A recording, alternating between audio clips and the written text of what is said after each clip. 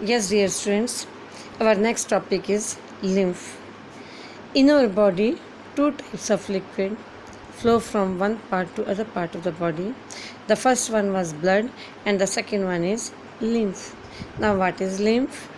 Through the pores means holes, present in the walls of capillaries, some amount of plasma, proteins and blood cells escape into intercellular spaces.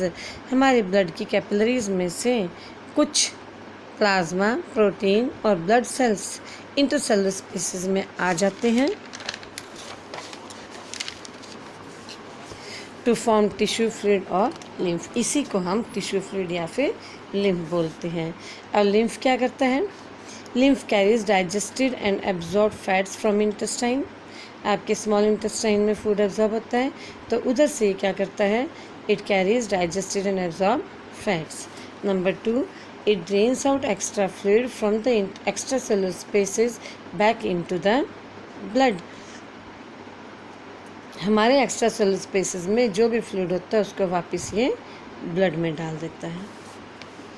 Difference between lymph and blood, it is colourless, red in colour. RBC absent, here RBC are present. Nutritive substance less है, here nutritive substances are more. Oxygen is less, oxygen is more. Soluble proteins are less, soluble proteins are more. Now come to the topic transportation in plants. Up to here we read that there are two types of liquid that flow in our body which help in transportation, that were blood and lymph. Now after animals, the topic is transportation in plants. In case of plants, we know that soil is the richest source of raw material. Plants grow in the soil. There are two tissues which help in transportation. Number 1 is xylem and the number 2 is phloem. Here is the xylem and phloem tissue. Students, xylem carries water and mineral from roots to upper part of the plant, while the food which is prepared in the leaves is transported through phloem to different parts of the plant.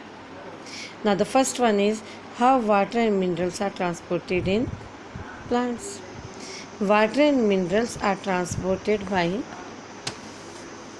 Xylem. सिर्फ water और mineral जो plants के अंदर नीचे से ऊपर जाते हैं वो किसके थ्रू ट्रांसपोर्टेड होते हैं? जाइलम के थ्रू.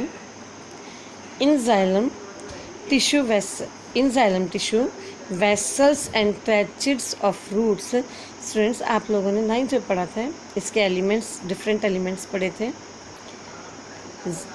वो थे vessels, tracheids, xylem parenchyma, xylem fibre. तो उसमें से वेसल्स और ट्रैचेड्स जो रूट्स के होते हैं, इधर जो रूट्स हैं इसमें भी ट्रैचेड्स और वेसल्स होते हैं. वो कनेक्टेड हो जाते हैं स्टेम से, स्टेम के कनेक्टेड होते हैं ब्रांचेस और ब्रांचेस से लीव्स में. तो vessels and tracheids of root, stem and leaves are interconnected. तो ये आपस में इनके वेसल्स और ट्रैचेड्स इंटरकनेक्टेड हैं to form continuous system of water conducting channels. अब इसमें क्या होता है? ऐसे सेल्स होते हैं. सेल्स एक दूसरे के साथ पत्तों तक आपस में ऐसे कनेक्टेड हैं. Interconnected to form continuous system of water conducting channels reaching to all parts of plants. और इस तरीके से इधर ये डिफरेंट पार्ट्स ऑफ प्लांट्स तक पहुंच जाते हैं. At the roots, cells in contact with the soil actively take up ions. सुनो, रूट्स में क्या होता है आपको पता है? इधर रूट हेयर होते हैं. सबसे पहले इसके अंदर सॉइल में से जो मिनरल्स जाते हैं वो आयंस के फॉर्म में जाते हैं. तो पहले जो रूट हेयर होता है, जैसे ये रूट हेयर, तो रूट हेयर के अंदर सबसे पहले कौन एंटर करेगा? आयंस एंटर करेंगे. This create a difference in concentration of ions between the root and the soil. इससे क्या होता है? रूट और सॉइल के बीच में आयंस का डिफरेंस आ जाता है. इधर आयंस ज़्यादा हो जाता है और इधर आयंस कम हो जाते हैं. Water therefore moves into the roots from the soil to eliminate this difference by the process of osmosis. जब अंदर के आयन से कंसंट्रेशन ज़्यादा हो जाती है, बाहर की कम हो जाती है, तो अपने आप ही बाहर से पानी रूट के अंदर एंटर कर जाता है by the process of osmosis.